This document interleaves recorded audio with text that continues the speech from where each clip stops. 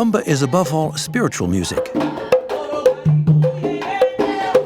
That of Santeria, a combination of Catholicism and animistic beliefs from Africa.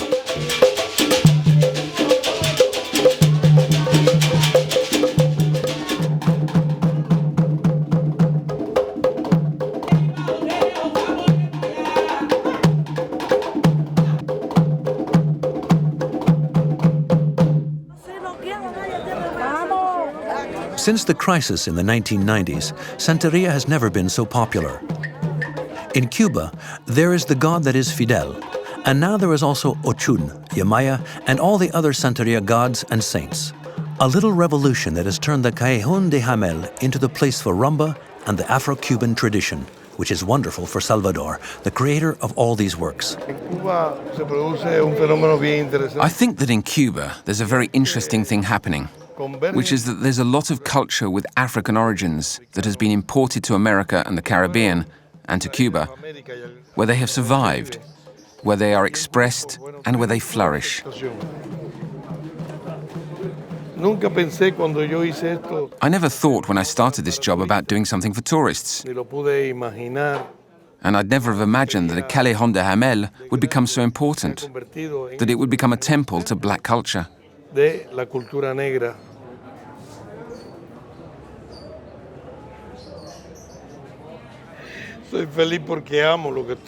I'm happy because I love what I do, and because I feel black inside, because I love my land, and I'm not a hypocrite in terms of history, and I defend Afro-Cuban values and culture. That's life.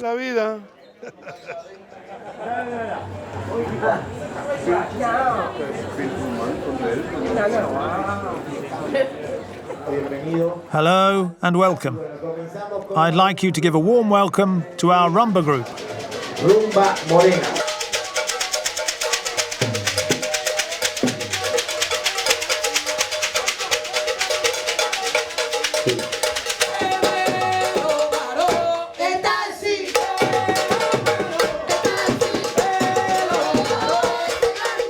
In this temple to Afro-Cuban culture and rumba, every weekend, the dancers introduce visitors to these African rhythms.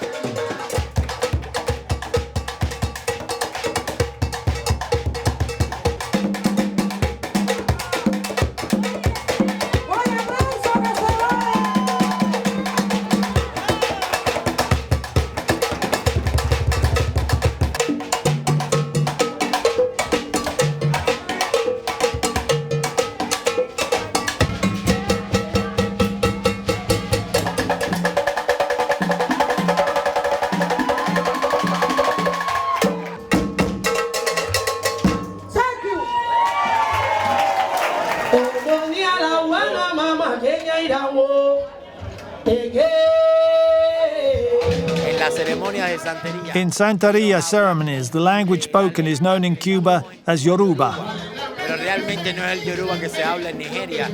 It's not really the Yoruba language that is spoken in Nigeria. It's a liturgical language, a dead language, a language that is repeated and handed down from generation to generation by oral tradition. And we preserve that language, but we don't use it. It's not like we created a language like Creole in Haiti. We still speak Spanish, but we enrich it with a few words of African origin. Among the dancers is Cuquito, a Santero who is still learning. He wears white, indicating that he is still in the initiation phase.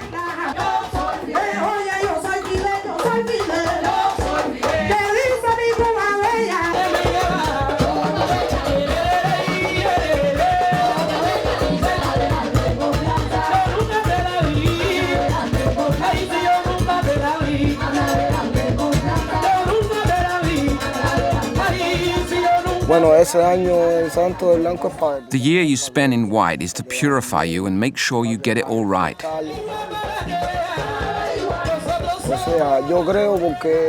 I believe in it because I've seen it since I was a kid.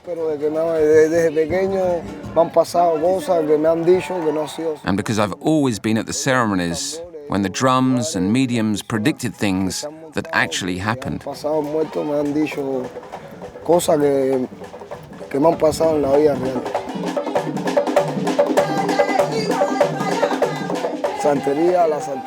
Santeria is everywhere, in the neighborhoods, in the countryside.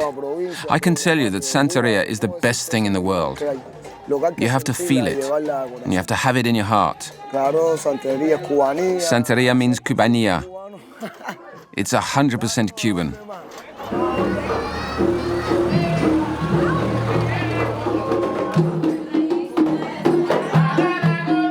The following day, Coquito is at home with his friends from the troupe for a party at which he is the guest of honor. He is going to become a fully fledged Santero and will no longer have to wear white. The drums are there to establish the connection between the invisible world and the world of the living. These magic-filled rituals are far from the reality of socialism. Fidel Castro is said to have turned a blind eye on these practices. Some even say El Líder Máximo was cured as a child by a Santero healer. The Santeros loved Fidel. He helped us when we set up the Yoruba Association. We are true Cubans, and we don't practice witchcraft, as some say, but Santeria. There's no harm in it. To respect the law of the drums, and before trying to get into contact with the dead, Coquito and Tai Rumi pray at this strange altar. Today, it's the anniversary of the first year of a Yavo, and his saint is Chango. And that's why we've created the throne of Chango with all the saints the Yavo chose. Chango is the guardian angel, the guide. Ochun is his mother, the boss of Cuba, the queen of honey, sweetness, and gold. Obatala is intelligence, the master of our minds. And Ogun is the one that helps you when you're in hospital.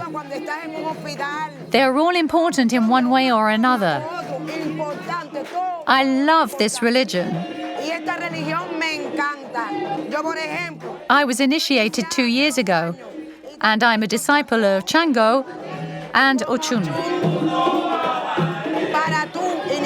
And if you want to be initiated into the Yoruba religion, first you need to be baptized as a Catholic. You need to believe in God above all.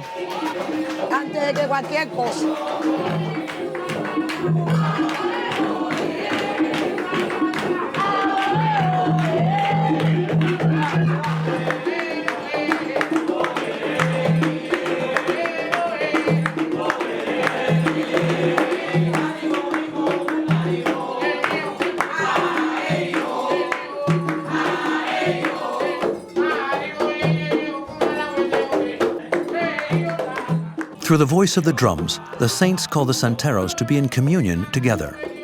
And to do this, one needs to enter a state of trance, the ultimate submission of the self. When you're initiated and you are presented before the drums, the saint who is in the drum recognizes your face thanks to your guardian angel, a medium, or your protector. And after a moment, because of the songs, you enter into a trance and into a relationship with the gods, the orishas. For me, it's very tough because you no longer feel your feet, you have no more air. It's really very powerful. After that, the camera is no longer really welcome. The trance is a private affair.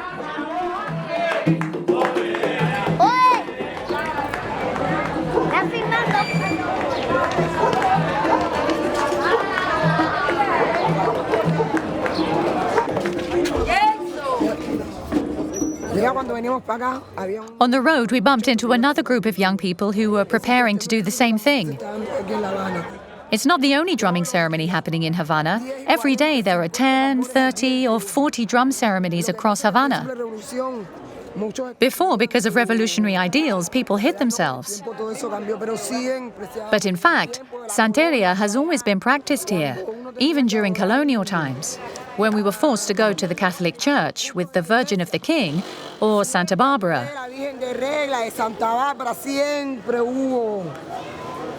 There's always been Santeria. It's part of the Cuban soul.